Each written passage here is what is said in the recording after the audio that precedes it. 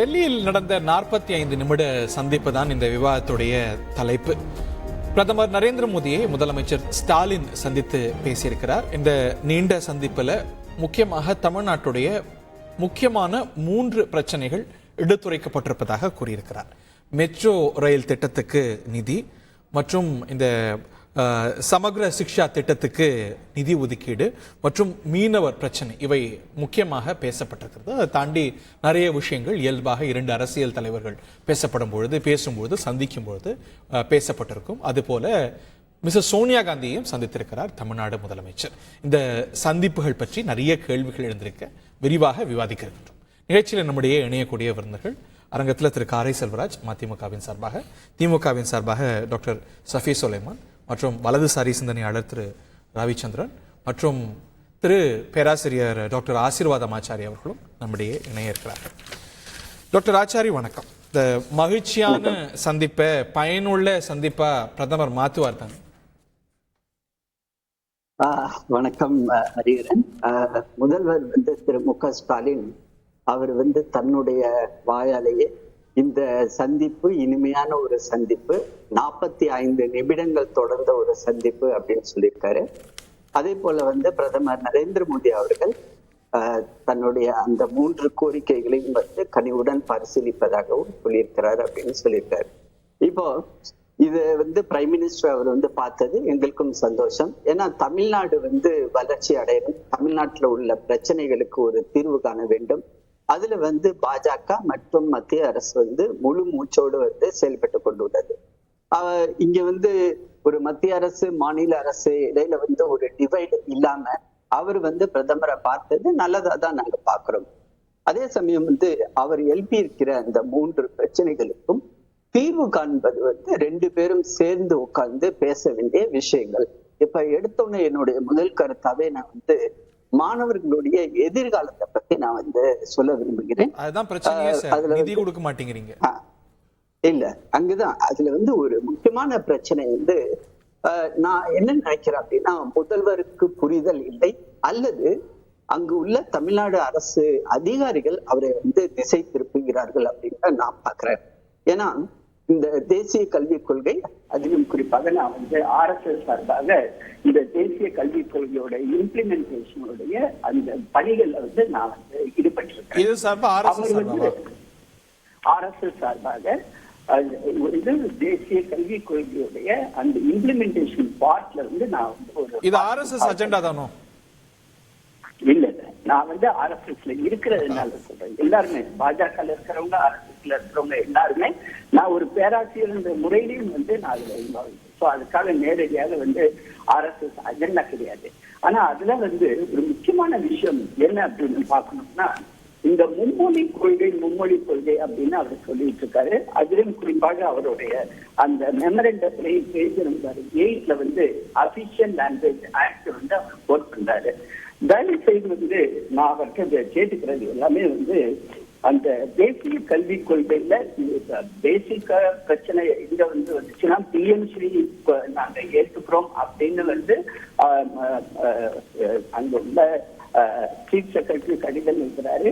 அதுக்குரிய draft memorandum of understanding டெல்லியில இருந்து அங்க போகுது. ஆனா அதுல ஒரு பாயிண்ட் அவங்க கோர்ட் விதின் கோர்ட் அப்ஜெக்ஷனபிள் அப்படின்னு சொல்றாங்க. அந்த இதுல நம்ம பார்த்தோம்னா இன்னைக்கு முதலமைச்சரும் அதை பத்தி தான் விரிவாக சொன்னார். நாங்கள் 2 மொழி கொள்கையை பற்றி தான் நாங்க பேசுறோம், 3 மொழி கொள்கையை பற்றி பேசல அப்படின்றது. அதிலும் குறிப்பாக அந்த அபிஷியல் லாங்குவேஜ் ஆக்ட் பத்தி அவர் குறிப்பா அந்த மெமரண்டத்துல சொல்லியிருக்காரு.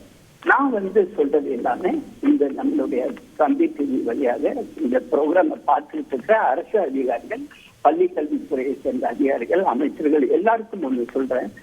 எந்த இடத்துலயுமே மும்மொழி கொள்கை அப்படின்றத பத்தி சொல்லல. அதாவது இந்த மும்மொழியை பத்தி எதுக்காக சொல்றாங்க அப்படின்னா, முதலில் எந்த மாநிலத்துல இந்தியா ஒரு பரந்த மாநிலங்களின் ஒரு தொகுப்பு, அந்த ஒரு மாநிலத்துக்குரிய அந்த மொழி முதல் மொழி, அது தாய்மொழியாகவும் இருக்கலாம். அடுத்த மொழி அந்த மாநிலம் தாண்டி மற்ற மாநிலங்கள், இந்தியாவில் உள்ள மாநிலங்களில் உள்ள மற்ற மொழிகள், அந்த அட்டவணை 8ல சொல்லியிருக்கிறோம் இல்லைங்களா, அந்த மொழிகள்ல ஏதாவது ஒண்ணு. மூணாவது சர்வதேச மொழி. இப்போ பிரெஞ்சு, ஜெர்மன், இன்க்ளூடிங் இங்கிலீஷ், அதுவும் ஒரு சர்வதேச மொழி தான். இததான் நம்ம கற்றுக்கணும் அப்படின்றது மும்மொழி கொள்கை. இல்ல, மும்மொழி கொள்கையில ஹிந்திங்கிற வார்த்தையே இல்ல. 4.1 ஹிந்தி இயல்பா வந்துருங்கிறது தான் புரியுது. இப்ப மும்மொழினாலே ஹிந்தி தாராளமா வந்துரும். அது வந்து ஆக்கிரமிச்சிரும் அப்படி. Sir, minutes apart sir, state கவர்மெண்ட்டுக்கு ஒரு 2 லாங்குவேஜ் ஃபார்முலா இருக்கு. அதை வந்து நேரு காலத்துல இருந்து நம்ம கடைபிடிச்சிட்டு இருக்கிறது. மத்திய அரசுக்கும் நமக்குமான ஒரு எழுதப்படாத ஒரு ஒப்பந்தம், எழுதப்பட்ட ஒப்பந்தம். சோ அது அந்த ஸ்டேட்டஸ்க்கும் மாறுது அப்படிங்கும்போது, இந்த கவர்மெண்ட்டுக்கு ஒரு பாலிசி இருக்கு அப்படிங்கும்போது இந்த அப்ரிஹென்ஷன் சரிதான் இல்ல ஹரி. அதுதான் நான் ஆரம்பிக்கும்போதே ஒரு முக்கியமான வார்த்தையை சொல்லி நான் ஆரம்பிச்சேன். என்ன சொல்லி இருந்து ஆரம்பிச்சேன்றது உங்களுக்கு தெரியும். அதாவது அமைச்சர்களோ அல்லது அதிகாரிகள் முதலமைச்சரையும் அமைச்சர்களையும் தவறாக வழி நடத்துகிறார்கள் அப்படின்னு.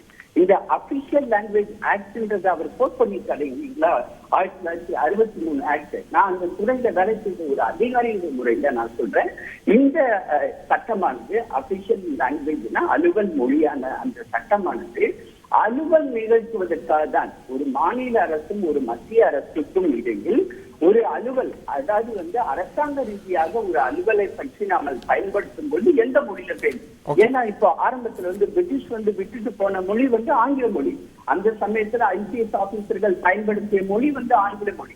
ஆனால் 1963 நம்ம எந்த லாங்குவேஜ்ல ஹிந்தி திணிப்பில்ல, இது இல்ல பாடம் கத்துக்கிறத பத்தியே இங்க பேசல. இவர் இன்ஃபேக்ட் இவர் கொடுத்திருக்க மெமரண்டமே ஃபேக்சுவலி ராங் அப்படின்றதா டாக்டர் சஃபி. நம்ம பாயிண்ட் பை பாயிண்ட் பேசுவோம். நீங்க முக்கியமான பாயிண்ட் எழுப்பியிருக்கிறீங்க டாக்டர் சஃபி. அதாவது இன்றைய மாண்பு முதல்வர் அவர்களும் பிரதமர் அவர்களும் சந்தித்து கொண்டது, முதல்வர் அவர்கள் சொன்னது மாதிரியே இது ஒரு பிரதமருக்கும் முதல்வருக்கும் இடையேயான ஏற்பட்ட சந்திப்புன்னு சொல்லியிருக்காரு. அதே நேரத்தில் இந்த இனிமையான சந்திப்பு அது உபயோகமான சந்திப்பாக இருக்கும் என்னும் ஒரு இது தமிழ்நாட்டு மக்களுக்கு இருக்கு. காரணம், தமிழ்நாட்டு மக்களை எப்படியெல்லாம் பாஜக வஞ்சித்து வருகிறது என்பது இந்த நிகழ்ச்சியை பார்க்குற மக்களுக்கே தெரியும். அவங்ககிட்டே விட்டுறேன். எப்படி வஞ்சிச்சு?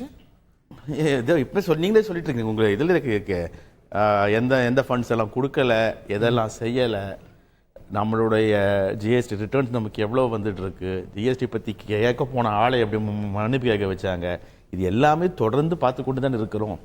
அப்போ முதல்வர்கள் அதாவது போய் மாநில உரிமைகள் சார்ந்த விஷயத்தை மிக தெளிவாக ஒரு மாநிலத்தின் முதல்வராக கேட்டு வந்திருக்கிறார். டு பி வெரி கிளியர், எங்க மக்களுக்கு, எனக்கு வாக்களித்த மக்கள் மட்டும் இல்லை, எனக்கு வாக்களிக்காத மக்களுக்கும் சேர்த்து நான் இங்கே நிற்கிறேன். அவர்களுக்கு தேவையான விஷயங்கள் சிலது இருக்கிறது, அதை நீங்கள் மறுக்கிறீர்கள். அந்த மறுப்பு சொல்வதற்கு உங்களுக்கு உரிமை இல்லை, ஆனாலும் நீங்கள் வஞ்சிக்கிறீர்கள். நானே நேரில் வந்திருக்கிறேன். அது நீங்களாகவே கொடுக்க வேண்டியது, இவ்வளவு நாள் கொடுக்கவில்லை, தாமதப்படுத்தினீர்கள். காத்திருந்தோம், ஆனாலும் தாமதப்படுத்திக் கொண்டே இருக்கிறீர்கள். பல வகையில் நானும் கடிதம் எழுதினேன், அதுக்குண்டான எந்த பலனும் இல்லை, நேரில் வந்திருக்கேன்னு சொல்லிட்டு தமிழ்நாட்டு மக்கள் சார்பாக இன்னைக்கு அவர் தன்னை பிரதிநிதிப்படுத்திருக்கிறார். இது அப்படித்தானே எல்லா முதல்வர் பிரதமர் சந்திப்பு. எஸ், ஆப்வியஸா இல்ல, அதுல மாறுபாடே சொல்லல. இது நீங்க அதாவது போய் என்ன கேட்டிருக்காருங்கிறது தமிழ்நாட்டு மக்களுக்கே தெரியும், ஏன் கேட்டிருக்காருங்கிறது தமிழ்நாட்டு மக்களுக்கு தெரியும். ஏன்னா மிஸ்லீடா இருக்கிறீங்கன்னு சொல்றேன். நம்ம 3 விஷயத்தையும் ஒண்ணா போவோம். இந்த பிஎம்ஸ்ரீ எடுத்தாரு. பிஎம்ஸ்ரீ சார் பேசும்போது சொன்னாரு, அது அபிஷியல் எல்லாம் மிஸ்கைட் பண்றாங்க. ஆச்சாரி சார் நிறைய பேர் மிஸ்கைட் பண்றாருன்னு நினைக்கிறேன், அபிஷியலா இருந்தது. அந்த ஞாபகத்தை சொல்லிட்டாரு என்னவோ தெரியல எனக்கு. என்னன்னா தமிழ்நாட்டு மக்கள் ரொம்ப தெளிவாக இருக்காங்க சார். நீங்க இருந்தபோது எந்த பக்கம் இருந்தாருன்னு தெரியும், அது யாருக்கும் தெரியாது. பிஎம்சியை பத்தி நீங்க கொண்டு வரீங்களோ, நீங்க நியூ எஜுகேஷன் பாலிசி கொண்டு வரீங்களோ, நீங்க என்ன கொண்டு வருவீங்கிறது எங்களுக்கு தெரியும். அதனாலதான் ரொம்ப தெளிவா இருக்கிறோம். நீங்க மும்மொழி கொள்கை நாங்க மென்ஷன் பண்ண வேணாம் சார். இந்திய அந்த மாதிரி யாருமே அங்க மென்ஷன் பண்ண மாட்டாங்க. இன்னொன்னு சார் சொன்னாரு அங்க ஹிந்தி பத்தியே இல்லன்னு. சார், நீங்க அதர் நேஷனல் லாங்குவேஜ் கொண்டு வரது ஹிந்தி தானே, வேற எந்த நேஷனல் லாங்குவேஜ் இருக்கு? அதர் லாங்குவேஜஸ் அதுதான் எக்ஸிஸ்டிங் அதர் லாங்குவேஜஸ். எந்த லாங்குவேஜ் விட்டு வச்சிருக்கீங்க? இந்தியா முழுக்க இருந்த லாங்குவேஜஸ்ல, வழக்கப்படுற லாங்குவேஜ்ல நீங்க எதெல்லாம் விட்டு வச்சிருக்கீங்க? அதெல்லாம் நாட்டுல எல்லா லாங்குவேஜும் நல்லா இருக்கு சார். ராஜஸ்தானி லாங்குவேஜ் இருக்கா? மலையாளம் இருக்கு, தெலுங்கு இருக்கு. மலையாள தெலுங்கு இப்பவும் படிச்சுட்டு தான் இருக்காங்க. தமிழ்நாட்டில் யாரும் படிக்கலையா? தெலுங்கு படிக்கல, மலையாளம் படிக்கலையா? மலையாளம் ஸ்கூல்ஸ் இல்லையா? இல்ல சார், மும்மொழி படிக்கலாம் சார். அதெல்லாம் இருக்கதான் செய்யுது. இவங்க புதுசா ஒண்ணு இங்க பாடம் எடுக்க வேண்டாம். இந்தி பிரச்சார சபாவும் இருக்குது, இந்தியும் படிச்சுட்டு இருக்கும், நானும் படிச்சேன். அது வேற. நான் சொல்ல வர்றது என்னன்னா, நீங்க அதை இங்க கொண்டு வந்து திணிச்சு இதெல்லாம் மொழிங்கிறது இந்தி திணிப்பு தான். இல்ல ஹரி, இல்ல ஹரி, நான் என்ன சொல்ல வரேன்னா, நீங்க இதெல்லாம் கீப் திஸ் அபார்ட். நீ இதெல்லாம் ஒத்துக்கிட்டா, நீ சைன் போட்டாதான் நான் காசு தருவேன்னு சொல்றதுதான் பிரச்சனை. என்னன்னா, நான் சிம்பிளா சொல்றேனே, we are having a cooperative federalism. You can't make it a centralism. Course centralism கொண்டு போக முடியாது. நீங்க என்ன பண்றீங்கன்னா, நான் சொல்ற விஷயத்துக்கெல்லாம் நீ ஒப்புக்கொண்டாதான் உனக்கு வந்து SSA ஃபண்ட் தருவேன், நான் சொல்ற விஷயத்துக்கெல்லாம் நீ தலையாட்டினாதான் மெட்ரோக்கு காசு கொடுப்பேன், இல்லைன்னா என்ன பண்ணுவேன், அது central sector fund state sector ஃபண்டா நானே பிராண்ட் ஆக்கி நானே வந்து மக்களை குழப்பி, தமிழ்நாட்டு மக்கள் என்னமோ திராவிட முன்னேற்ற கழகம் எதையுமே செய்யாதவரை ஒரு பிம்பத்தை உருவாக்கி, பாஜக ஆளும் மாநிலங்கள் மட்டும்தான் நன்றாக இருக்கிறது, பாஜக உள்ள கூட்டணி ஆளும் மாநிலங்கள் மட்டும்தான் மிக செழிப்பாக இருக்கிறது என்னும் ஓர் பிம்பத்தை கொடுப்பதற்காக ஏற்றுக்கொண்டது தமிழ்நாடு அரசு தான் அப்படின்னு அவங்க ஒரு வாதம் வைக்கிறாங்க. சார், நான் சொல்றேனே, இதுல பட்ஜெட்ல யார் சார் சொன்னது நாங்க வந்து சேர்த்து காசு கொடுக்க போறோம்? யார் சொன்னது? தமிழ்நாடு அரசு சொல்லிச்சா? நிர்மலா சீதாராமன் சொன்னாங்களா இல்லையா நாங்க கொடுப்போம்னு சொல்லிட்டு? நீங்க இது வந்து phase 1 எப்படி நடந்ததோ அதே போல 50-50% இதுல வந்து union government and state government இதுக்குள்ள பொறுப்பு எடுத்துக்கொள்ளும் செய்யும் சொன்னீங்களா இல்லையா? இப்ப நீங்க சொல்லலன்னு சொல்ல முடியாது, ஏன்னா இட்ஸ் ஆன் ரெக்கார்ட். அப்போ நீங்க இப்ப அது கொடுக்கலனா கேள்வி கேட்க வேண்டியது யார்? முக்கியமான கேள்வி கேட்பீங்க. You can come in any time. Doctor Achari பதில் சொல்லுங்க. You are singing a different tone now. இவ்வளவு நாள் சொல்லாம இப்ப ரொம்ப சமீபத்துல தான் இது ஸ்டேட் செக்டர் ப்ராஜெக்ட் பாத்தீங்களான்னு பேச ஆரம்பிச்சிருக்கீங்க.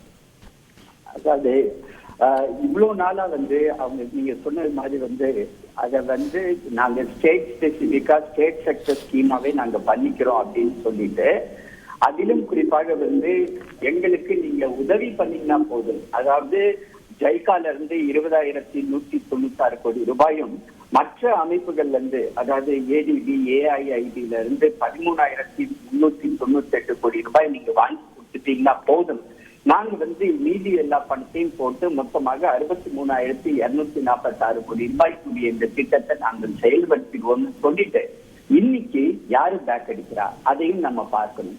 அதாவது நிதியமைச்சர் வந்து செல்ல தெளிவாக அவர் சொல்லியிருக்காங்க, எங்களை பொறுத்தவரை நாங்க வந்து கவுண்டர் கேரண்டி, மத்திய அரசு தான் இவங்க திரும்பி செலுத்தக்கூடிய அந்த லோனுக்கு கவுண்டர் கேரண்டி கொடுக்கிறது. அதுல இருந்து மிக முக்கியமானது, இன்னைக்கு வந்து ஈவன் ஒரு சாதாரண ஒரு லோன் வாங்கணும்னா கூட யாராவது ஒருத்தவங்க வந்து கவுண்டர் கேரண்டி கொடுத்தாதான் லோனே கொடுக்குறாங்க நம்ம வங்கியில. இவங்க எவ்வளவு ரூபாய் வாங்குறாங்க வெளிநாடுகள்ல இருந்து? 20,196 கோடி ஜைகா, அதாவது ஜப்பான்ல இருந்து மட்டுமே வாங்குறாங்க. மற்ற அமைப்புகள்கிட்ட இருந்து 13,000 திருப்பி கட்டணும். நீங்களா கட்ட போறீங்க? அது நீங்க கட்ட போறோம். அப்போ ஜப்பான்ல இருந்து நாங்க வாங்குனதுதான் உங்களுக்கு உறுத்துதுன்னா, தமிழ்நாட்டு மக்களுக்காக இதை செய்தது உங்களுக்கு உறுத்துகிறது என்றால், நீங்க கொடுக்க வேண்டிய இதை கொடுக்காம இருக்கிறது எவ்வளவு பெரிய அநீதி. சொல்லுங்க. அதாவது இல்ல கொஞ்சம் பொருங்க சுலைமான், அதாவது நீங்க பேசணும்னா அவர் ஹரிஹரன் சொல்லுங்க, அவர் உங்களுக்கு ஓகே பண்ணுவாரு. அதுக்கப்புறம் நீங்க நீங்க கேட்க வரல. இப்போ மெட்ரோக்கு கொடுக்க வேண்டிய கொடுப்பீங்களா மாட்டீங்களா நீங்க சொல்லிடுங்களா? அதான் நான் ரெஸ்பாண்ட் பண்றதுக்கு தான் வர, அதுக்குள்ளார அவர் வந்து குறிப்பிடுறாரு. இப்போ வந்து இன்னைக்கு வந்து இவங்க என்ன பண்றாங்கன்னா, சார் எங்களுடைய இந்த திட்டத்திலேயே நாங்க வந்து பேசிக்கவே நாங்க மாத்துறோம், அதாவது ஸ்டேட் ஸ்பெசிபிக் செக்டர்ல உள்ளதை நாம வந்து 50-50 போட்டுப்போம் அப்படின்னு அவங்க சொல்றாங்க. இப்போ இது ஒரு கொள்கை முடிவு. இப்ப வந்து எர்சன் கவுசா அப்படின்னு இருக்கக்கூடிய முடிவை நம்ம இன்னைக்கு நம்ம பேசும்போதோ இன்னைக்கும் பண்ண முடியாது. ஏன்னா இதனுடைய ராமிபிகேஷன் பார்க்கணும். நம்மளுடைய சென்னை மக்களுக்கு பிரச்சனை, டிஸ்கம்ஃபர்ட் அதிகம், ஒரு வருஷம் தள்ளி போகுது. விரைந்து முடிவெடுக்கணும் இல்லையா? ஆட்சியோட பேரு விரைந்து முடிவெடுக்கணும். நாங்க விரைந்து முடிவெடுக்கிறதுனால இன்னைக்கு பிரதமர் வந்து உடனடியாக அவர் டைம் கொடுத்தாரு. இவங்க எதிர்பார்த்தது 15 நிமிஷம் தான். 45 நிமிடம் உட்காந்து அமைதியா அவரும் கேட்டுட்டு இருந்தாரு. நாங்க அதுல இன்ட்ரெஸ்ட் இல்லைன்னு அர்த்தமா? இன்ட்ரெஸ்ட் இருக்குது. தமிழ்நாட்டை பொறுத்தவரை தமிழ்நாட்டு மக்களுக்கு அன்பும் பாசமும் மோடி அவர்கள் வைத்துள்ளார். அதன் காரணமாக தான் இன்னைக்கு அதை அமைதியா கேட்டுக் கொண்டிருந்தார். இப்ப அவங்க சொல்றாங்க பாத்தீங்களா, அந்த திட்டத்தோட பேசிக் ஸ்ட்ரக்சரை இப்ப மாத்தணும்னா அதுக்கு யாரோ கேபினெட் கமிட்டிக்கு போகணும், பிரைம் மினிஸ்டர் அப்ரூவ் பண்ணணும், இது மாதிரி இருக்குது. இதுல அவரோட பாயிண்ட் இவ்வளவு வெரி இம்பார்ட்டன்ட் பாயிண்ட்ஸ் முன்னெடுத்துட்டு போறேன். You can come in any time to doctor. அவரோட பாயிண்ட் என்னன்னா, இது மத்திய அரசு நிதி தராம இல்ல. இப்ப என்ன மத்திய அரசு மெட்ரோ திட்டத்துக்கு தரலன்னு சொல்ற மாதிரி இல்ல. இது ஸ்டேட் செக்டர் ப்ராஜெக்டா ஏற்றுக்கொள்ளப்பட்டது. அதுதான் கொள்கை. இது நீங்க மாற்ற சொல்றீங்க. அதை பரிசீலிப்போம். ஏதோ மத்திய அரசு மறுத்த நிதி இல்லை அப்படிங்கிறாரு. அதாவது முதலமைச்சர் இன்னைக்கு பிரதமரை சந்தித்து கடிதம் கொடுத்து விட்டு இன்னைக்கு டெல்லியில தமிழ்நாடு இல்லத்தில் பேட்டி கொடுக்கிற பொழுது சொன்ன வார்த்தை, நான் கொடுத்த கடிதத்தை முழுவதுமா வாசிக்க முடியாது, அதோட தலைப்புச் செய்திகளை சொல்றோன்னு ஒரு தமிழ்நாட்டினுடைய முதல்வர், 8 கோடி மக்களுக்குமான முதல்வர் சொன்ன வார்த்தை. அந்த வார்த்தையை ஆசீர்வாதம் ஆச்சாரி அவர்கள் தவறு என்கிற பார்வைக்கு கொண்டு போறதுக்கு முயற்சி பண்றார். 18 அறிவிக்கப்பட்டது, 19 தொடங்கப்பட்டது, 20 அடிக்கல் நாட்டுகிற பொழுது ஒன்றிய அரசாங்கத்திடம் கோரிக்கை வைத்து இது மத்திய மாநில அரசாங்கங்கள் இணைந்து நடத்த வேண்டும் என்ற கோரிக்கை வைத்து அதை ஏற்றுக்கொண்டு உள்துறை அமைச்சர் அவர்கள் 2020 தமிழ்நாட்டிற்கு அந்த திட்டத்தை தொடங்கினார். 21-22 நிதிநிலை அறிக்கையில் இந்த திட்டத்திற்காக 7124 கோடி ரூபாய் ஒதுக்கப்பட்டதாக நிர்மலா சீதாராமன் அறிவித்தார். இதுல ஏதாவது குழப்பம் இருக்கா உங்களுக்கு? இதுல ஏதாவது குழப்பம் இருக்கா? டாக்டர் ஆச்சாரி, அதான் சொன்னது இல்லைங்களா, 21-22 இன்ஃபேக்ட் உங்களுக்கு அதனுடைய போர்ஷனை நான் நீங்க அந்த போர்ஷன்லாம் படிக்க வேண்டாங்க. நான் சொன்ன செய்தி அவங்க விவரம் எனக்கு வேண்டாம். நீங்க தவறான வழிகாட்டுதல் தமிழ்நாட்டினுடைய தமிழகத்தினுடைய முதலமைச்சருடைய மாண்பை குலைக்கிற அளவுக்கு பேசுறீங்க. ஒரு தமிழகம் ஆச்சாரி ஒரு நிமிஷம் இருங்க. ஆச்சாரியார் ஒரு நிமிஷம் இருங்க. இல்ல ஒரு நிமிஷம் இருங்க. நீங்க இந்த போர்ஷன்லாம் படிக்க வேண்டாம். இந்த கதையெல்லாம் வேண்டாம். கொஞ்சம் அமைதியா கேளுங்க. பேசிடுறேன். அந்த திட்டத்திற்கு கொடுப்பதாக ஒத்துக்கொண்டு 21-22 நிர்மலா சீதாராமன் 7000 கோடி இந்த திட்டத்திற்காக ஒதுக்கியது உண்மை. அதை மறுக்க முடியாது. 22,000 கோடி ரூபாய் தமிழக அரசாங்கமும் 7127 கோடி ரூபாய் ஒன்றிய அரசாங்கம் கொடுப்பதாக அந்த நேரத்தில் சொன்னதுக்கு போக மிச்சம் இருக்கிற 33,000 கோடி ரூபாய் தான் ஜப்பானிடமிருந்து கடன் வாங்குவதற்கான ஒப்பந்த அறிவிப்பு. இதற்கு முன்னால் 2020 ஒன்றிய அரசிற்கான கோரிக்கை வைத்து அந்த கோரிக்கை ஏற்கப்பட்டதாக முதல்வர் சொல்லுவதை தவறு என்று சொன்னால் அதற்கான முக்கியமான செய்திகளை நீங்க சொல்லணும். இரண்டாவது, நிர்மலா சீதாராமன் சொல்வதை எதையும் ஏற்றுக்கொள்ள முடியாது. இந்தியாவுடைய அரசியல் தலைவர்கள் 1ஆம் நம்பர் எப்படி சொல்றது, எந்த ஓமை இல்ல, 1ஆம் நம்பர் தவறுதலாக செய்திகளை சொல்வதில் அவர்தான் நம்பர் 1. பார்லிமெண்ட்ல 10 லட்சம் கோடி ரூபாய் தான் நாங்க கார்ப்பரேட்டுக்கு ஒதுக்கணும்னு சொன்னாங்க. ஆட்சியை சொன்னது இல்லை 19 லட்சம் என்று திரும்ப சொன்னாங்களா இல்லையா? பாராளுமன்றத்திலேயே போய் சொன்னாங்க. இப்ப கோயம்புத்தூருக்கு வந்தாங்க. கோயம்புத்தூர் மக்கள் தொகையை 36 லட்சம், நாங்க 22 லட்சம் பேருக்கு கடன் கொடுத்துட்டோம். அதிகாரிகள் தவறாக வழிநடத்தியது தமிழக முதல்வரை இல்ல, உங்க நிதி அமைச்சர் நிர்மலா சீதாராமன். உடனே பேப்பர் எல்லாம் பிரட்டிக்கிட்டு அதிகாரிகள்ட்ட கேட்கிறேன், அதிகாரிகள்ட்ட பேசுறேன்னு சொல்லி பொய் சொல்லிட்டு போனவங்க அவர்கள் இப்ப கடந்த மாசம் எங்க தமிழகத்திற்கு வந்திருக்கிற பொழுதுதான் இந்த 2வது கட்ட மெட்ரோ குறித்தான பார்வையை நாங்க ஒத்துக்கல, இது எங்க திட்டம் இல்லை என்று பொய்யுரை செய்தது மட்டும்தான் இந்த தமிழகத்திற்கு பாஜக செய்திருக்கிற துரோகம். அதை மாத்தி பேசாதீங்க. 2வது, தமிழக முதல்வர் அதிகாரிகள் தவறா வழி நடத்துறாங்களா? யார்கிட்ட பேசுறீங்க? இருமொழி கொள்கை என்பது அலுவலக அதிகாரிகள் ஏற்படுத்தியது இல்ல. இந்த மண்ணில 100 ஆண்டு காலம் திராவிட இயக்கம் கொண்டு வந்த சிந்தனை. அது ஒரு கட்சி தலைவருக்கு இருக்காதா? ஒரு சாமானிய திராவிட இயக்கத்தினுடைய தொண்டனுக்கு தெரிந்தது. அதிகாரிகள் சொல்லிதான் ஒரு முதல்வர் தெரிஞ்சுப்பாரா? எப்படி ஒரு முதல்வரை நீங்க இப்படி அவமானப்படுத்துவீங்க? ஒரு அதிகாரிகள் தவறாக வழிகாட்டுவார்கள் செய்தியை சொல்வது என்பது ஒரு பேராசிரியர் நிலையில், ஒரு நிமிஷம் இருங்க, ஒரு பேராசிரியர் நிலையிலிருந்து நீங்க பாஜக சார்பாக பேசினாலும் அது உங்களுடைய ஸ்டாண்டர்டை தான் குறைக்கும். எதுக்கு இருமொழி கொள்கைக்கு அரசு அதிகாரிகள் பதில் சொல்லணுமா? அரசு அதிகாரிகள் தவறுதலா வழிகாட்டுறாங்களா? இதெல்லாம் தவறான கருத்து. இரண்டாவது, இன்னொன்னு, தமிழகம் வளர்ச்சி அடைவதற்காகத்தான் நாங்கள் பாஜக பயன்படுறோம். என்ன தமிழகத்தினுடைய வளர்ச்சிக்கு உங்க பங்களிப்பு கொடுத்தீங்க? தனியா பேசுவோமா? ஒரு செய்தியா எடுத்து பேசுவோமா? மகாராஷ்டிரால கொண்டு வந்த 3 இண்டஸ்ட்ரி ஷிண்டே வந்த உடனே கொண்டு போய் குஜராத்துக்கு மாத்தி விட்டு மகாராஷ்டிராவுக்கு துரோகம் செஞ்சவங்க நீங்க. நீங்க தமிழகத்துடைய வளர்ச்சிக்கா?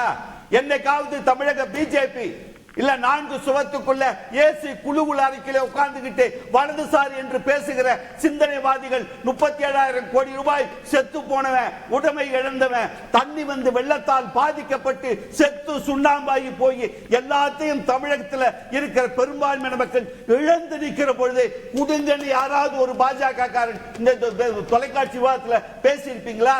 ஒன்றிய அரசாங்கத்தை பார்த்து கேட்டிருப்பீங்களா? என்ன கேட்டிருப்பீங்க? யாருக்கு அரசியல் பண்றீங்க? இந்த மக்களுக்கும் இந்த மண்ணுக்குமான அரசியலை என்றைக்கு பாஜக பேசுகிறதோ அப்பதான் நீங்க சொல்றது ஒரு செய்தியாவது நம்புவோம். ஹரிஹரன் ஆக்சுவலி அவர் ரொம்ப உணர்ச்சி வசப்பட்டு பேசினாரு. முதலமைச்சர் அவர்கள் கொடுத்த அந்த மெமரண்டத்துல பேஜ் நம்பர் 8 அவர் பஞ்சு சொன்னீங்க. அதுல அவர் என்ன எழுதியிருக்காரு தெரியுமா? It is pertinent to note that the state of Tamil Nadu has been exempted from implementing the Official Languages Act 1963 as mentioned in the Official Languages Rule 1976. நான் என்ன சொல்றேன், இந்த Official Languages Act 1963 உடைய பிரியாம்பிள இது படிங்க. நான் அதை படிச்சு காட்டுறேன் நண்பருக்கு. அதை அரசியல் சாசனத்தை போய் படிங்க. முதல்ல இந்திய ஜனநாயகத்தினுடைய அடிப்படை தூணாக இருக்கிற அரசியல் சாசனத்தையே மாற்ற நினைக்கிற நீங்க 1963 பத்தி பேச வரீங்களா? அரசியல் சாசனத்தை மதிக்காதவங்க நீங்க. என்ன பிரியாமல் கொண்டு போய் பார்க்க சொல்றீங்க? இருமொழி கொள்கை திராவிட இயக்கத்தினுடைய அடிப்படை தத்துவம். அதை நீங்க மாற்ற முடியாது. அங்கீகரிக்கப்பட்ட மொழி அவ்வளவுங்க. அங்கீகரிக்கப்பட்ட மொழி அவ்வளவு. கேள்வி கேட்டுங்க. உங்களுக்கு நிறைய நேரம் இருக்குது. கொஞ்ச நேரம். ஏன்னா முதலமைச்சர் கொடுத்ததுல ஃபேக்சுவல் எரர் இருக்குது. அந்த கடமை எனக்கும் இருக்கிறது. இல்ல கடமை இல்ல. அவர் என்ன இல்ல, நீங்க பொய்யுரைக்கிறீங்க, திசை மாத்துறீங்க, தமிழக மக்களுடைய எண்ணங்களுக்கு எதிராக சொல்றீங்க.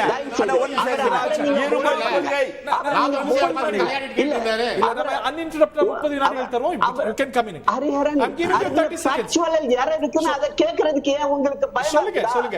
கொஞ்சம் கேளுங்க. அதாவது சீஃப் மினிஸ்டர் கொடுத்திருக்கிற மெமரண்டத்துல உள்ள ஃபேக்சுவல் ஏன் சொல்றான் அப்படின்னா, இந்த ஆக்ட பத்தி சொல்றாரு இல்லையா, அபிஷியல் லாங்குவேஜஸ் சட்டம் 1963, அது எதுக்காகன்ற இந்த பிரிஎம்எல்ல படிக்கிற டிரான்ஸ்லேட் பண்ணி சொல்லுங்க.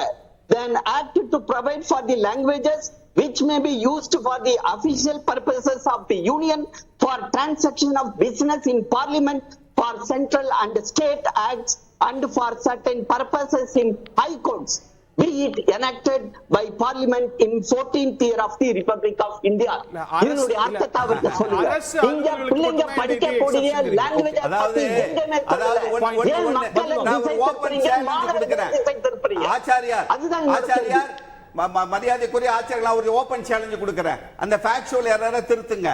நீங்களே பாஜக இருக்கிற தலைவர்களை எல்லாம் கூட்டிட்டு போங்க. ஏன்னா யூகேல இருக்கிற அண்ணாமலை கூட கூட்டிங்க. இப்ப நிறைய தலைவர்கள் எல்லாரையும் கூட்டிட்டு பிரதமர் போய் தமிழகத்திற்கு இருமொழி கொள்கை தான் வளர்ச்சியை கொடுத்திருக்கிறது. இன்றைக்கு குஜராத் மாடல் இல்ல, அது டுபாக்கூர். தமிழ்நாடு மாடல் தான் இன்று இந்தியாவுக்கு மாடல் என்று நிரூபிச்சிருக்கிற வளர்ச்சி பெற்றிருக்கிற மாநிலம். அவங்க கேட்கறத கொடுங்க, அவங்களுக்குள்ள பணத்தை கொடுங்க, 2152 கோடி ரூபாயை கொடுங்க. அந்த ஃபேக்சுவல் எரரை நான் திருத்தி தர்றேன், தமிழ்நாட்டுக்கு நல்லது செய்யுங்கன்னு பிஜேபியில் இருக்கிறவங்க எல்லாரும் போய் பிரதமர் பேசுங்க. இதுதானே ஸ்டேட்டஸ் கோ. டெல்லியில இருந்து சொல்லையா திடீர்னு இந்த திட்டத்துக்கு பணம் வேணுமா, கொள்கையை மாத்து சொல்லையா, அதுதான் அடிப்படை. ஃபஸ்ட்டு வலதுசாரியும் இல்லை, இடதுசாரியும் இல்லை, அயம்சாரியும் இல்லை. நான் தெளிவாக என்னுடைய கருத்தை முன்னாடி வைக்கிறேன். 2 விஷயத்தை தயவு செஞ்சு புரிஞ்சுக்கோங்க. 2021 அந்த பட்ஜெட்டில் 7365 கோடி ஒதுக்கும் போதே 15% வந்து சென்ட்ரல் கவர்மெண்ட்டு, மீதி 85% ஸ்டேட் ஓன்றுன்னு தான் சொல்லித்தான் அதை கொடுத்தாங்க. முடிஞ்சால் அந்த பட்ஜெட்டில் அந்த ஒதுக்கீடு இருக்கிறதுக்கு முன்பே தயவு செஞ்சு பாருங்கள். ரெண்டாவது, 21,000 கோடி உங்களுக்கு வந்து கடனை வந்து நிர்மலா சீதாராமன் அம்மா வந்து, அதாவது மத்திய அரசுக்கு மாநில அரசுக்கு மத்திய அரசு தான் ஒதுக்கீடு பண்ணி கொடுக்கணும். பேங்க்லேருந்து வாங்கி கொடுக்கறது அவங்க தான் பண்ணணும். அது அவங்களுடைய பொறுப்பு, போஸ்ட்மேன் வேலை தான் அவங்களது. அதான் அவங்க பண்ணியிருக்காங்க. அப்படி தான் பண்ண முடியும். ஒரு மாநில அரசு ஒரு செயல்பாடு செய்கிறது நான் பார்த்துக்கிறேன் அப்படின்னு சொன்னால் கடன் வாங்கி கொடுக்க வேண்டிய பொறுப்பு சென்ட்ரல் கவர்மெண்ட்டுக்கு. அதை அவங்க 21,000 கோடிக்கு பண்ணியிருக்காங்க. ஒரு பேச்சுக்கு சொல்லிடுறேன், ப்ராஜெக்ட் காஸ்ட் 63,000 தானே, 50-50னா 31,500 31,500 தானே, 31,500 தானே, 21,000 கோடி உங்களுக்கு பேங்க்லேருந்து வாங்கி கொடுத்துருக்காங்க அப்படின்னு அவங்க சொல்கிறாங்க. அதில் 5,500 கோடி நீங்கள் இது வரைக்கும் செலவு பண்ணியிருக்கீங்கன்னு சொல்கிறாங்க. முதலமைச்சர் இன்னைக்கு என்ன சொன்னார், 18,000 கோடி வரைக்கும் இது வரைக்கும் நான் செலவு பண்ணியிருக்கேன்னு சொல்கிறாரு. 5,000 என்னது பேங்க்லேருந்து வாங்கினது, மீதி 13,000 என்னது ஸ்டேட் பணத்தை கொடுத்தது. இதானே கரெக்டு? இதில் எங்கேயாவது குழப்பம் இருக்கா? அப்போ மத்திய அரசு 50%ங்கிறது எங்கேருந்து வந்தது? இந்த ப்ராஜெக்டில் தொடர்ந்து வந்து மத்திய அரசுடைய வேலை வங்கியிலிருந்து கடன் வாங்கி கொடுப்பதும் மாநில அரசு செலவு செய்வதும் தான் இன்னி வரைக்கும் ஏற்றுக்கொள்ளப்பட்டது. ஒத்துக்கொள்ளப்பட்டது ஏற்றுக்கொள்ளப்பட்டதான்னு கேட்டால் நான் இதை வந்து 50-50 மாற்றி தரேன் அப்படின்னு ஒரு தலைவர் சொல்லியிருக்கலாம். இன்னைக்கு ஐயா முதலமைச்சர் ஐயா போய் கேட்கும்போது கோரிக்கை வைக்கும் போது நாளைக்கு மோடி இதோட பெனிஃபிஷரி இந்தியா நான் சொல்லிடுறேன் பாதிக்கப்படுது. நீங்க அதுக்குள்ள போகாதீங்க. நான் வேற நியாயமான ஒரு கருத்தை சொல்றேன். இந்த 21,000 கோடியில் 5,500 கோடி மட்டும் உங்களால் ஏன் வாங்க முடிஞ்சதுன்னு சொன்னால், ஜிடிபியில் 3.5% நீங்கள் ஆல்ரெடி அடைஞ்சிட்டீங்க. 8.5 லட்சம் கோடி வாங்கினதன் மூலமாக நீங்கள் அடைஞ்சிட்டீங்க. உங்களால் அந்த கடனை வாங்க முடியல. அதுதான் பிரச்சனை. இப்போ அவர் மத்திய அரசு கிட்ட போய் என்ன சொல்லியிருப்பார்? என்னோட அபிப்பிராயம், அவர் வெளியில் என்ன சொன்னாருங்கிறது எனக்கு முக்கியம் இல்லை. ஒரு முதலமைச்சராக அவர் போய் என்ன சொல்லியிருப்பாருன்னா, இதை 50-50 மாற்றுவோம் அப்படின்னு சொன்னால் இன்னிலிருந்து ஒத்துக்கொள்ளுங்க. ஏற்றுக்கொண்டீங்க. பட்ஜெட்டில் வந்து 7,300ங்கிறது நிர்வாக செலவுக்காக 15%ங்கிறத ஒத்துக்கிட்டாங்க. அதை தான் நிர்மலா சீதாராமன் அம்மாவும் சொன்னாங்க. ஸோ இன்னிலிருந்து இந்த 63,000 33,000 மாற்றுவோம். அந்த 16,000 கோடி நீங்கள் வங்கியிலேருந்து வாங்கி கொடுத்தீங்க இல்லையா, அதை என்னால் எடுத்துக்கொள்ள முடியல. காரணம் ஜிடிபியோட நான் அதிகமாக வாங்கிட்டேன், அதனால் அதை நீங்கள் ஏற்றுக்கொள்ளுங்கள் அப்படின்னு சொன்னால் இது ஒரு மத்திய அரசும் மாநில அரசும் செயல்படுகின்ற ஒரு நியாயமான தன்மை. அதை வந்து மோடி ஐயா ஏற்றுக்கொள்ள சுமத்தாதீங்க. இன்னும் ஒரு 2 பாயிண்ட் முக்கியமாக பேசிடுறேன். ஏன்னா நிறைய விஷயங்கள் சொல்லியாச்சு, நிறைய பேசுவோம். ரெண்டு வரி பேசிட்டு திரும்ப மெயினா வர்றேன். ஏன்னா அது முக்கியமான ஒரு விஷயம். அரசு பள்ளிகளை பற்றி மட்டும் தான் இந்த விஷயத்துக்கு பதில் வாங்கிட்டு வரோம். நம்ம அந்த எஜுகேஷன் ஸ்கீமுக்கு அப்புறம் வர அவர் சொல்றது என்னன்னா, நீங்க ஒத்துக்கிட்டு ஒரு விஷயம் நடந்திருக்கு, அதுல இருக்கக்கூடிய விளைவுகளுக்கு மத்திய அரசு பழிப்படாதீங்க. இப்ப புதுசா கேளுங்க, நம்ம அதை அணுகலாம். அது நீங்க ஏற்கறீங்களா இல்லையான்னு அப்படிங்கிறாரு. இது புதுசா கேட்கறதுக்கு எதுவுமே இல்லையே சார். ஏன் புதுசா கேட்கணும்? எக்ஸிஸ்டிங் ஸ்கீம் இது. அவங்களுடைய ஹோம் மினிஸ்டர் வந்து திறந்து வச்சுட்டு போனது, அப்போ ப்ராமிஸ் பண்ணது, அவரு ப்ராமிஸ் பண்ணது. நான் தான் சொன்னேனே, ஏற்றுக்கொள்ளப்பட்டது ஒத்துக்கொள்ளப்பட்டதாங்கிறது தான் கேள்வி. என்ன சார் இது? என்ன சார் ஏற்றுக்கொள்ளப்பட்டது ஒத்துக்கொள்ளப்பட்டது வாங்கி கொள்ளப்பட்டது வாங்கி கொள்ளப்படாதது? நான் தமிழ் சொல்லாதீங்க. நான் தமிழ் தெரிஞ்சவன். எனக்கு தமிழ் தெரியாது. விடுங்க. உங்களுக்கு தெரிஞ்சதுன்னா நீங்க ஆசாரி விஷயத்துல குறுக்கிட்ட மாதிரி ஒரு நிமிஷம் இருங்க. நானும் குறுக்கிட்டேன். ஒரு நிமிஷம் இருங்க சார். ஏன் இல்ல உங்க டைம் பண்ணுங்க. ஹரி சொல்றாரு ஏன் டைம் அமைதியா இருங்க. என்னன்னா சார் இவங்க அவர் டைம் அவங்க டைம்ல தேர்தலுக்காக கஜினியை போன்று 8 முறை படையெடுத்து வந்த மோடி அவர்கள் தூத்துக்குடி மிதந்த போது அதுக்குண்டான ஒரு சின்ன கவலை இருக்காத மோடி விவாதத்துக்கு மீறி நீங்க மட்டும் பேசல கதையா என்னன்னா அதுக்கு வந்து கேட்ட தொகையில 1% கூட அளிக்காத நீங்கள் இப்படி வாய்ப்புளிச்ச மாதிரி பேசிட்டு தமிழ்நாடு மக்கள் பார்த்துட்டு தான் இருக்காங்க சார். என்னன்னா நியாயமான ஒரு கோரிக்கையை இப்படி கொச்சு, அதாவது நாங்க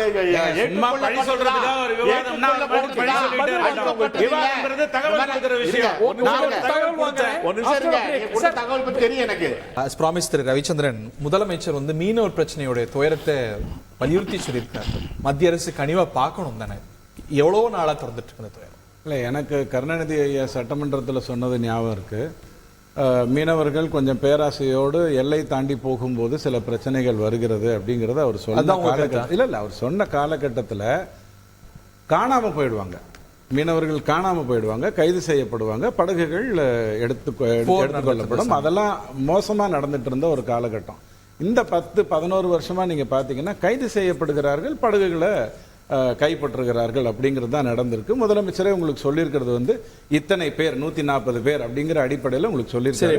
உங்களுக்கு அது எத்தனை பேர் போறாங்க தினமும் அப்படிங்கிறது உங்களுக்கு தெரிஞ்சதுன்னா இந்த 140ங்கிறது வந்து முக்கியமாக இருந்தாலும் 140 குடும்பமாக அது இருந்தாலும் அது வந்து ரொம்ப கம்மி சதவிகிதம்ங்கிறது உங்களுக்கு புரியும். இதுல மத்திய அரசு தலையிடணும், அதுல எந்த மாற்று கருத்தும் இல்லை.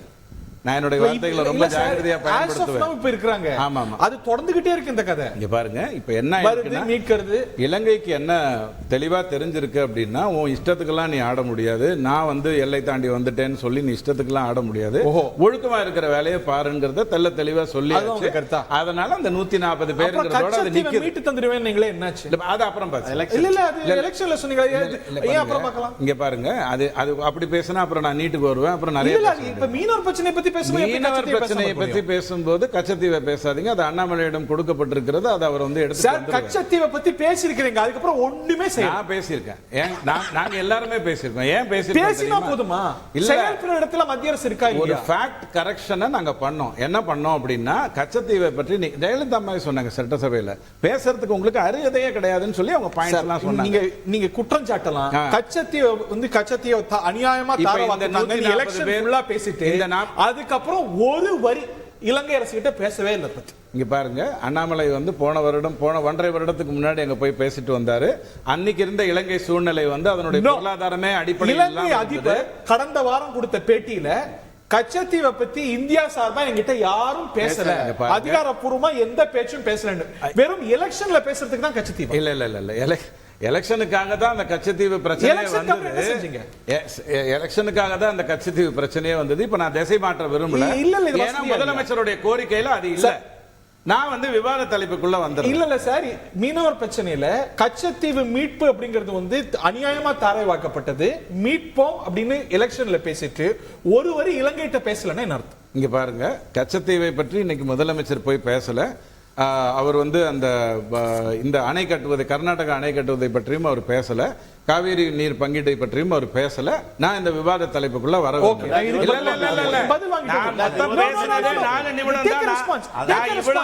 சொல்லப்பட்ட கதைகளுக்கு பதில் சொல்லணும். முக்கியமான வரியில நான் பதில் சொல்றேன். இதை நீங்கள் கச்சத்தீவு கடத்துவதா இருந்தா நீங்க கடத்தலாம், உங்களுக்கு உரிமை. விருப்பம் இல்லையா? வசதியா? எனக்கு ஒரு விருப்பம் வசதியும் இல்ல, வசதியும் இல்ல, விருப்பமும் இல்ல. தலைப்பு ஒன்று கொடுத்துட்டு வேற எதுக்கு நான் பேச சார்? மீனவர் பிரச்சனை பத்தி பேசும்போது கச்சத்தீவு மீனவருக்கு 1000 பிரச்சனை இருக்கு. பேசப்படுகின்றது அவர்கள் கைது செய்வதை பற்றி. அதைத்தான் முதலமைச்சர் போய் பேசியிருக்காரு. அதைத்தான் நான் உங்களுக்கு விருப்பம் இல்லாம இருக்கலாம், இது முக்கியமான பிரச்சனை இல்ல. உங்க விருப்பத்தை நீங்க நிறைவேற்றலாம். அது பாஜகவினுடைய பார்வை. டிடிஎஸ் ரவிச்சந்திரன் என்பவர் பேசினது என்பது பாரதிய ஜனதா கட்சியினுடைய பார்வையாக பார்த்தால் தமிழகத்திலே மீனவர்கள் எல்லை தாண்டி போகிறார்கள்.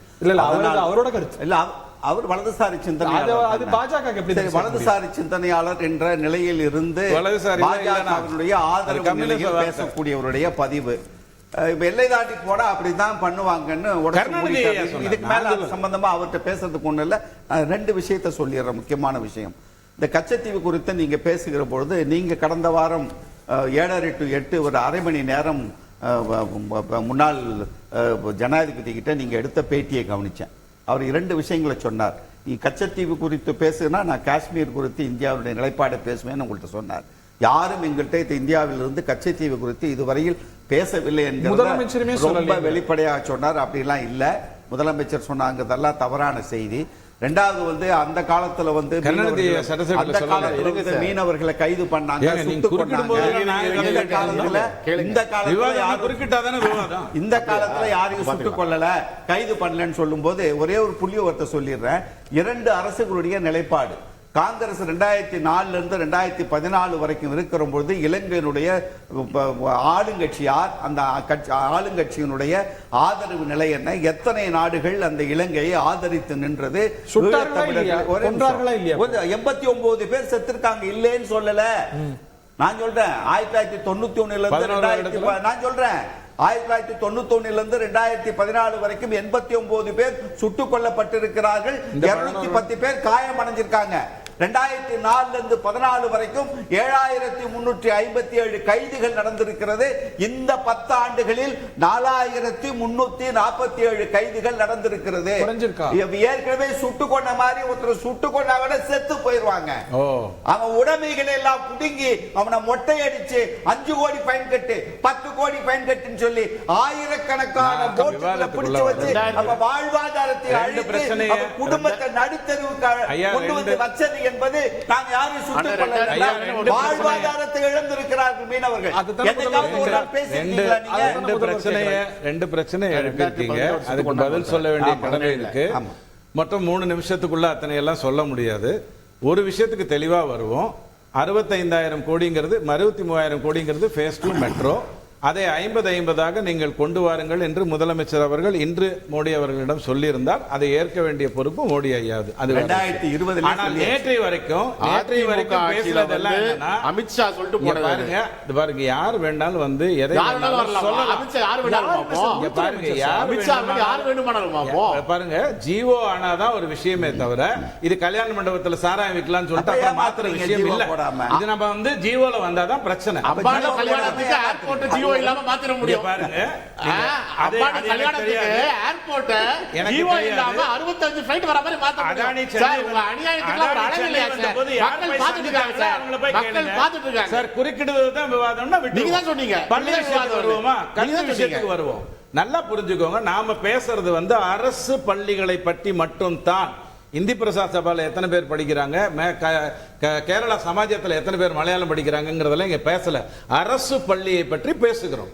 அரசு பள்ளியை பற்றி பேசும்போது 2 விஷயம் இருக்கு. எஸ்எஸ்ஏ அப்படின்னு ஒண்ணு இருக்கு, பிஎம்சிங்கிறத அவங்க சொல்லியிருக்காங்க. பிஎம்சிங்கிறது வந்து தமிழ்நாட்டில் இருக்கக்கூடிய எத்தனையோ 1000 பள்ளிகள்ல 400 பள்ளிகளை தேர்ந்தெடுப்பதை பற்றி பேசியிருக்காங்க. நீங்க ஒத்துக்கோங்க, ஒத்துக்காம போங்க. ஏழைகள் 3வது மொழியை படிக்க கூடாதுங்கிறது உங்களுடைய சிந்தனையா இருந்தா அதை நான் விட்டுட்டு போயிடுறேன். எஸ்எஸ்ஏவை பொறுத்த வரைக்கும் ஒரு நல்ல தகவலை உங்களுக்கு கொடுக்குறேன்.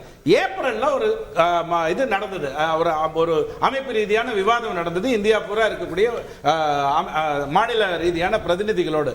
அந்த ஏப்ரல்ல என்ன சொன்னாங்கன்னா, ஐயா உங்களுக்கு எஸ்எஸ்ஏல 1100 கோடி போன வருஷம் செலவு பண்ணாத இந்த வருஷம் சேர்க்கிறேன், 3200 கோடி இந்த வருஷத்துக்கு ஒதுக்குறேன், இது உங்களுக்கு வரும்னு சொன்னாங்க. அது வராமல் இருப்பதுங்கிறதுக்கு நீங்க விவாதம் சொல்லுங்க, அதை போய் கேளுங்க, அதுல எந்த தப்பும் இல்லை. ஆனால் எஸ்எஸ்ஏவையும் பிஎம்சியையும் குழப்பிக்கிட்டு நீங்க பேசாதீங்க. இருமொழி கொள்கையை பற்றி வரைக்கும் எனக்கு ஒரே ஒரு வரியில முடிச்சிடுறேன். இருமொழி கொள்கைங்கிறது 3வது மொழி கொள்கையாக மாறும்போது தாய்மொழியில் தான் படிக்க வேண்டும்.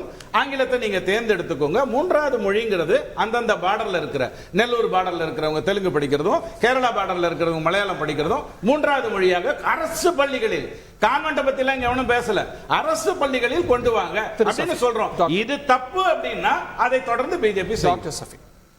அதாவது நீங்க கரெக்டான இது எடுத்தீங்க ஹரி. அவர் அப்படியே அதை வந்து இது பண்ணிட்டு போயிட்டாரு. ஒரு நிமிஷம் இருங்க சார், ஒரு நிமிஷம் இருங்க, ஏன் அவசரப்படுறீங்க? ஸ்ரீலங்கன் இஷ்யூ வந்து முதல்வர்கள் ரொம்ப தெளிவா சொல்லிருக்காரு. இப்போ அங்க ஆட்சி மாறி இருக்கிறது. That was a very valid point. நீங்க இவ்வளவு நாள் பண்ண காமெடி கூத்தல் எல்லாருக்கும் தெரியும். யாரு இவங்க தான் எதுவுமே பேசாதது. அங்க உள்ள அதிபர் உங்ககிட்ட தான் சொல்லிட்டாரு. கொஞ்சம் அளந்து பேசுங்க நண்பரே, வார்த்தை கொஞ்சம் அளந்து பேசுங்க. நீங்க பேசுறத விடவா சார்? நீங்க பேசுறத விடவா? நீங்க சொல்லலையா? சொல்லுங்க. காமெடி கூத்தல் இதுவும் சொல்றேன் சார். காமெடி கூத்தல் தான் விவாதம். நீங்க பண்ணது எல்லாம் தெரியும். இனிமேலாவது அதானிக்கு மட்டும் அங்க உள்ள இபி கான்ட்ராக்டுக்காக போய் நின்னு நீங்க எல்லாத்தையும் வாங்க. அமைச்சர் பதவியை ஒரு நிமிஷம் இருங்க சார். அதே மாதிரி ஐஎம்எஃப் கொடுக்கறத விட அதிகமா ஸ்ரீலங்காவுக்கு நீங்க ஃபண்ட் கொடுத்திருக்கீங்க. எதுக்காக? அப்படிதானே? நீ உங்க மோடிக்கு தான் தெரியும். அப்போ நீங்க தாராளமா போய் கேட்கலாம். நீங்க வந்து ஸ்ரீலங்கன் இதுல வந்து 140 உயிர்கள் அங்க இருக்கிறது, 190 ஒரு விசைப்படகளோட வேலை என்னன்னு சொல்லிட்டு டிடிஎஸ் அவங்களுக்கு தெரிஞ்சாக்கா கண்ணில் கட்டி விட்டுருவாரு. 190 படங்கள் அங்க இருக்கிறது. அதெல்லாம் தெரியாது அவங்களுக்கு, அவங்களுக்கு தேவையில்லை. அதான் உங்களுக்கு தேவையில்லை. அதான் சொல்றேன். பாருங்க, இதுதான் மக்கள் பார்த்துட்டு இருக்காங்க. என்னன்னா, அப்போ அந்த மக்களுடைய கண்ணீரை ஒரு உணர்ந்த முதல்வராக போய் நின்றிருக்கிறார். அதுக்குண்டான வழி என்னன்னு சொல்லிட்டு அந்த முதல்வருக்கும் தமிழ்நாட்டு மக்களுக்கும் தெரியும். முக்கியமா ஒன்று சொல்லிக்கிறேன் சார், அட்ரஸ் பண்ண 3 இஷ்யூவுமே very pertinent and very important to the state. முக்கியமா ஃபார் த ஸ்டேட் அட்டானமி. இப்போ எங்களுக்கு தேவையான விஷயங்களை தார்மீக உரிமையில் வந்து கேட்கிறோம். அதை தமிழ்நாட்டு மக்கள் எங்கள் பக்கம் இருக்கிறார்கள், எங்களுக்கு வாக்கு சதவீதம் கூடி இருக்கிறது, நாங்க தமிழ்நாட்டில் கால் ஊன்றி விட்டோம், இனி நாங்க தான் தமிழ்நாடு வரப்போறோம் சொல்லக்கூடிய பாஜகவுக்கு திராணி இருந்தால், மோடி அவர்களுக்கு அந்த ஆசை இருந்தால் என்ன செய்கிறார்கள் என்பதை பார்ப்போம். காரணம் சார்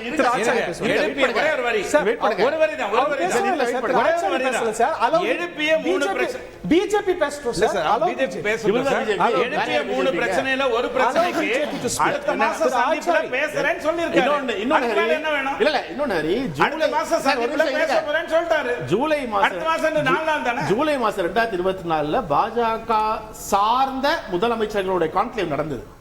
நீங்க பார்த்திருப்பீங்க. அந்த கான்க்ளேவ்ல மோடி அவர்கள் என்ன சொன்னார்னு சொல்லிட்டு நம்ம பார்த்திருக்கலாம். மோடி அவர்கள் அவர்களை சார்ந்த மாநில முதல்வர்களுக்கு கொடுக்கப்பட்ட ஒரு சில விஷயங்களை ஏன் பாஜக ஆளாத அல்லது பாஜக ஆதரவளித்தான மாநிலங்களுக்கு செய்வதில்லை. என்ன நீங்க சொல்றீங்க? ஓகே ஹரி, நான் என்னுடைய கருத்து என்ன அப்படின்னா, அது சென்னை மெட்ரோவை நம்ம எடுத்துக்கிட்டோம்னு வச்சுக்கோங்களேன். அதுல வந்து முதலமைச்சர் கொடுக்குற அந்த மெமரேண்டத்திலையும் அவர் என்ன சொல்லியிருக்காருன்னா, இவங்களுடைய பினான்சியலி வந்து ப்ரூடன்ஸ் இல்லாத ஒரு காரணத்தினால வந்து இவங்களால இந்த பணத்தை வந்து செலவு பண்ண முடியல அப்படின்னு அவர் ஒரு வார்த்தையை பயன்படுத்துறாரு. அதிலும் குறிப்பாக 63,246 கோடி ரூபாயில அவர் 50-50 எடுத்துக்கிட்டான்னு கூட வச்சுப்போம். நம்ம வந்து ஒரு ஆர்குமெண்ட் சேர்க்க இதை நம்ம ஒத்துக்கிட்டா கூட மீதி எவ்வளவு வருது? 22,228 கோடி ஏற்கனவே அப்ரூவ்டு பிளான். அப்ப மீதி 9,395 கோடி ரூபாய் இவங்கள்ட்ட இருக்குதா? அதுக்கு அவர் பதில் சொல்லணும். அது மாதிரி பணம் இல்ல அப்படின்னு தான் அவர் அடுத்த வரையிலே சொல்றாரு, எங்களுடைய பட்ஜெட் வந்து இடம் கொடுக்கல அப்படின்னு. அப்ப 50-50 ஒத்துக்கிட்டா கூட இந்த ஏடிபி இருந்து வாங்கின பணம், ஏஐபி இருந்து வாங்கினது, ஜைக்டா இருந்தெல்லாம் வந்து சென்ட்ரல் கவர்மெண்ட் சப்சியூம் பண்ணிட்டா கூட மீதி பணம் உங்களுக்கு எங்கிருந்து சார் வரும்? உங்கள்கிட்ட தான் வந்து சட்டிலேயே இல்லையே. அப்ப அகப்பையில இருந்து எப்படி வரும்ன்றதா எங்களுடைய கேள்வி. நிதி அமைச்சர் சொன்னாங்க இல்லீங்களா, இவங்க வந்து மக்களை மிஸ்லீட் பண்றாங்கன்னு சொன்னாங்க. இது உண்மைதான். இவங்க அரங்கத்திலிருந்து ஒருத்தர் வந்து நிதி அமைச்சரை வந்து கொச்சைப்படுத்தி பேசினார். அதை நான் வந்து வன்மையாக கண்டிக்கிறேன். அடுத்ததாக வந்து மீனவர்கள் பத்தி உண்மையிலேயே வந்து இது அது அண்மையில, அதாவது மயிலாடுதுறையில பூம்புகார்ல இருந்து அங்க போனவங்க மொத்தம் 37 மீனவர்கள் அவங்க அங்க வந்து சிறையில இருக்காங்க. போட்டுகள் மொத்தமா 191 போட் இருக்குது. அதிலும் குறிப்பாக வந்து இலங்கையில இப்ப ஒரு புதிய சட்டம் கொண்டு வந்திருக்காங்க. போட்டு அங்க போய் யாரு பிடிபட்டாலும் அந்த போட்டு வந்து அந்த அரசுக்கு சொந்தமாகும். இதெல்லாம் நம்ம வந்து உட்கார்ந்து பேச வேண்டிய விஷயங்கள். இப்போ வந்து மீனவர்கள் பத்தி, மீனவர்கள் நலன் பத்தி, மீனவர்கள் பாதுகாப்பு லெவரேஜ் இருந்தது. நீங்க தானே லோன் கொடுத்திருக்கீங்க. அந்த லெவரேஜ் ஏன் பயன்படுத்தி மீனவர் பிரச்சனையில உங்களால முடியல? அதான் கேள்வி சார். அதானி இப்பதான் சார் அவர் முக ஸ்டாலின் பார்த்துட்டு போனாங்க சார். அங்க கொஞ்சம் கேளுங்க சார், தயவு செய்து கேட்டுருங்க சார். நேரடியா வந்தாரு, உங்களுடைய அதிகாரிகளை தான் பார்த்தாரு. அவங்ககிட்ட நேரடியா கேட்டிருந்தா அந்த அதானியை வந்து பதில் சொல்லிட்டு போயிருப்பாரு. என்ன எதுக்கு இந்த இதுல வந்து வய மீடியாவை ஏன் எடுக்கிறீங்க? ஆக மொத்தம் நீங்க பேசுறீங்க அதானி அம்பானி அதானி அம்பானி மாதிரி அதை மக்கள் ஏத்துக்க மாட்டாங்க. அதுதான் நான் சொல்ல வருகிறேன். ஓகே, எல்லாரோட அடுத்தது இல்ல இன்னும் ஒரு பாயிண்ட் சொல்றேன். அதாவது வந்து முதலமைச்சர் சொன்னார் பாத்தீங்களா, வர 29 அக்டோபர்ல அந்த ஜாயிண்ட் ஒர்க்கிங் குரூப்ல உள்ள அந்த மீட்டிங்ல வந்து இத பத்தி பேசணும்.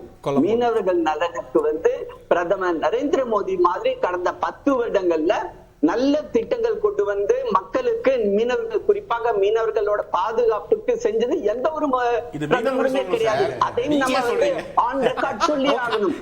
மொத்தம் இவங்க சொல்றது எல்லாமே மக்கள்ல மடைமாற்றம் செய்வது, தமிழக மக்களை ஏமாற்றுவது, குறிப்பாக மாணவர்களை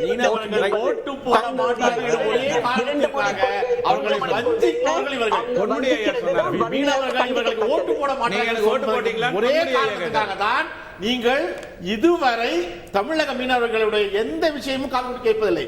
இது உண்மை. அதாவது ஐயா 2 விஷயம் ரொம்ப சுருக்கமா சொல்லிடுறேன். 2021 பட்ஜெட்ல ஒதுக்கும் போது 7300 கோடியை ஒதுக்கிட்டு இது 15%, மீதி 85% ஸ்டேட் கொடுக்கும்னு சொல்லி தான் அந்த ஒதுக்கலே நடந்தது. நல்லா புரிஞ்சுக்கோங்க. ஒதுக்கல் பட்ஜெட்லயே நடந்ததுன்னா அப்புறம் மீனவர் சொன்னாரா, அமைச்சர் சொன்னாரா, ராமசாமி சொன்னாரா? பட்ஜெட்ல அப்படிதான் வந்தது. பட்ஜெட்ல ஒதுக்கினது 2021. நீங்க ஒண்ணு புரிஞ்சுக்கோங்க. எதுக்குங்க அவர் பேசணும்? அவரை பேச விட்டீங்களா? நான் மட்டும் கேட்டு போறேன். கேட்டு போங்க. எதுக்குங்க அப்புறம் இப்ப நான் பாக்குறேன் மீதி 5 நிமிஷம் நீங்க 5 நிமிடம் எப்படி நடக்குது நான் பாக்குறேன். இல்ல என்ன தவறா இருக்கு? ரெண்டாவது திரும்ப சொல்றேன், பாக்குற மக்களுக்கு 2 வரியில சொல்றேன். PM ஸ்ரீ அப்படிங்கிறது வேற, அது 400 பள்ளிகள் சம்பந்தப்பட்டது தமிழ்நாட்டுல. SSA அப்படிங்கிறது வேற, அதற்கான நிலுவை பணம் வரப்போகிறதுங்கிறதுல மாற்றுக்கிறது இல்ல. முதலமைச்சர் போய் கேட்டாரு, அங்கிருந்து வரப்போகுது. 3 கோரிக்கைகளை வைத்தீங்க. மீனவர் கோரிக்கைக்கு பிரதமர் என்ன சொன்னாருன்னா, அடுத்த மாசம் போய் சந்திக்க போறோம், நான் பேசுறேன். அவ்வளவுதானே. இதுல முக்கியமாக இறுதி சுற்றுங்கிறதுனால ரொம்ப குறிப்பா சொல்லிடுறேன். நான் மதிமுகவை சார்ந்தவன், நண்பர் திமுக சார்ந்தவர், ஆசீர்வாதம் ஆச்சாரி RSS இயக்கத்தில் இருந்தாலும் பாஜக சார்ந்தவர். எங்க 3 பேருக்கும் பேசுவதில் ஒரு கமிட்மெண்ட் இருக்கு. இந்த வலதுசாரி சிந்தனை என்று பேசுகிறவர்கள் என்ன பொய்யான கருத்துக்களை, தவறான செய்திகளை, தவறான வழிகாட்டுதல்களை கொடுத்துட்டு போறதுக்கு அவங்களுக்கு ஒரு கமிட்மெண்ட் கிடையாது. ஆனால் இங்கே 2 செய்திகளில் பாஜகவின் குரலாக இருவர் பதிவு செய்திருக்கிறார்கள். தமிழக மீனவர்கள் எல்லை தாண்டி போனால் நாங்க படகை புடுங்குவோம், உள்ள போடுவோம், 10 வருஷத்துல நாங்க பெரிய சாதனைகளை செஞ்சோம். ஒரு சாதனையும் செய்யல. ஒரு 10 வருஷத்துல பாஜக தமிழக மீனவர்களுக்கு ஒரு சாதனையும் செய்யல. இரண்டாவது மொழி கொள்கை என்று வருகிற பொழுது 22 அலுவல் மொழிகளையும் அலுவல் மொழிகளா கொண்டு வந்துட்டு, அந்த 22 அரசு மொழிகளையும் அலுவல் மொழியா கொண்டு வந்துட்டு நீங்க 3 மொழி கொள்கையை பத்தி பேசுறதுக்கான வாய்ப்பை உருவாக்குங்க. Okay okay right. Thiru Achari 10 seconds exactly, not more than that. Hari, அதாவது திரும்பி இவங்க அந்த 2021-22 பட்ஜெட்டை பத்தி சொல்றாங்க. அந்த பட்ஜெட்ல பேரா number 59 Chennai metro railway phase 2 of 118.9 kilometer at a cost of 63,246 crore. அது ஆன் ரெக்கார்ட். இப்போ அவதனுடைய பிரேக்கப் தான் நாங்க சொல்றோம், திரும்ப அதை சொல்றோம். கவர்மெண்ட் ஆஃப் தமிழ்நாடு எவ்வளவு கொடுக்கணும்? 22,228. Government of India 7,425. ஜைகா 20,196. மத்ததெல்லாம் சேர்த்து 13,398. Total same figure 63,646. இதுல இவங்களுக்கு என்ன பிரச்சனை? அதுதான் நாங்க கேக்குறோம். பிரச்சனை எங்களுக்கு இல்ல சார். என்ன பிரச்சனை கேக்குறீங்களா? தமிழ்நாட்டு மக்களுக்கு தான் பிரச்சனை. நீங்க செய்யும் ஒவ்வொரு அநீதியும் தமிழ்நாட்டு மக்களுக்கு பிரச்சனை. கேட்டிருக்கும் 3 நிபந்தனையற்ற விஷயங்களை நீங்கள் கொடுப்பீர்கள் என்ற நம்பிக்கை எங்களை விட தமிழ்நாட்டு மக்களுக்கு அதிகம். நான் வலதுசாரி இல்ல.